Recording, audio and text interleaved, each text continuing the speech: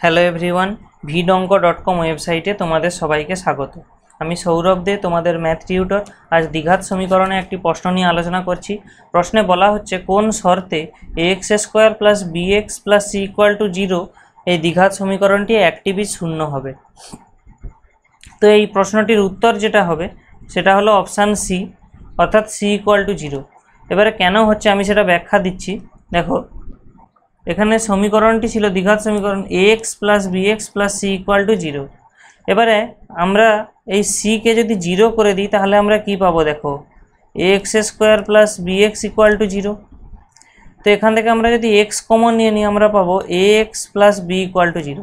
এবারে আমরা একটা জিনিস জানি, যখন দুটি সংখ্যা বা দুটি রাশির গুণফল শূন্য হয় তার মধ্যে নিশ্চয়ই একটিকে শূন্য হতেই হবে, তাই না?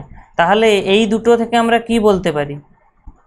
হয় x = 0 অথবা ax + b = 0।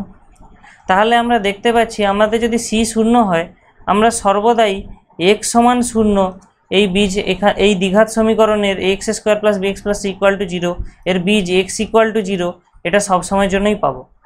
তো ওই কারণেই এই অ্যান্সারটা হবে অপশান সি। তো vidonko.com ওয়েবসাইটে এই গণিতটি দেখার জন্য তোমাদের অসংখ্য ধন্যবাদ জানাই। এরকম আরও নানা প্রশ্ন ও তার সমাধানের জন্য আমাদের ওয়েবসাইটটি ফলো করো। ধন্যবাদ।